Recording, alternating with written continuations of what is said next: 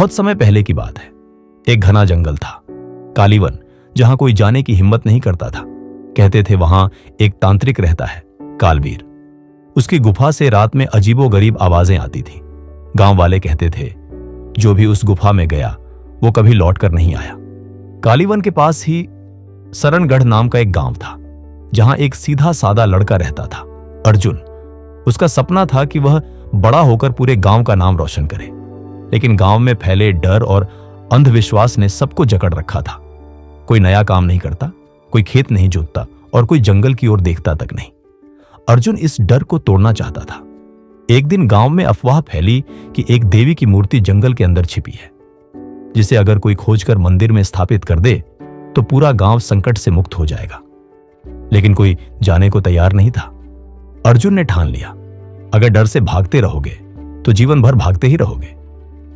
उसने अपनी मां से आशीर्वाद लिया और जंगल की ओर निकल पड़ा। गांव वाले बोले, पगला गया है ये लड़का, अब इसका लौटना नामुमकिन है। अर्जुन 3 दिन रात जंगल में भटका। चौथे दिन उसे एक बड़ी सी गुफा दिखी। वो ही थी तांत्रिक कालवीर की गुफा। अर्जुन ने साहस जुटाया और गुफा के अंदर प्रवेश किया।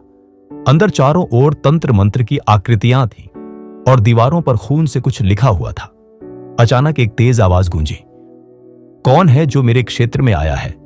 अर्जुन बोला, मैं अर्जुन हूं, गांव को भय से मुक्त करने आया हूं। अंधेरे से एक छाया निकली, लंबा काले कपड़े पहने हुआ तांत्रिक कालवीर। उसकी आंखें अंगारे जैसी जल रही थी। उसने अर्जुन से कहा, अगर तुझे गांव को बचाना है तो 3 परीक्षाएं पार करनी होंगी। एक भी असफल हुआ तो यहीं रह जाना पड़ेगा। अर्जुन ने हामी भरी। पहली परीक्षा, एक कमरे में उसे बंद कर दिया गया। वहां अचानक भूत जैसी आकृतियां प्रकट होने लगी। चारों ओर अंधेरा, डरावनी आवाजें और हड्डियों की आवाजें। अर्जुन कांप उठा, लेकिन आंखें बंद कर खुद से बोला, यह सब भ्रम है, मुझे डर से नहीं जीतना है, खुद पर जीत पानी है। अचानक सब शांत हो गया। दरवाजा अपने आप खुल गया। दूसरी परीक्षा, अब अर्जुन को एक कक्ष में ले जाया गया, जहां स्वर्ण, रत्न और बहुमूल्य गहनों का ढेर लगा था।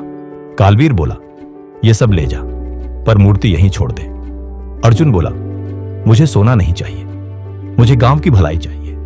कालवीर मुस्कुराया और सब सोना रेत में बदल गया।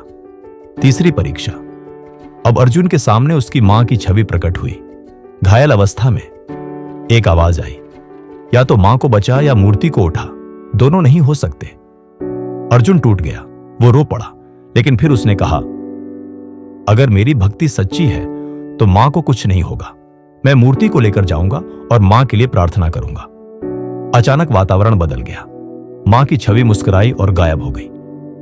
तांत्रिक कालवीर सामने आया। अब उसका चेहरा सौम्य था। उसने कहा, अर्जुन, मैं कोई राक्षस नहीं, बल्कि देवी का रक्षक हूं।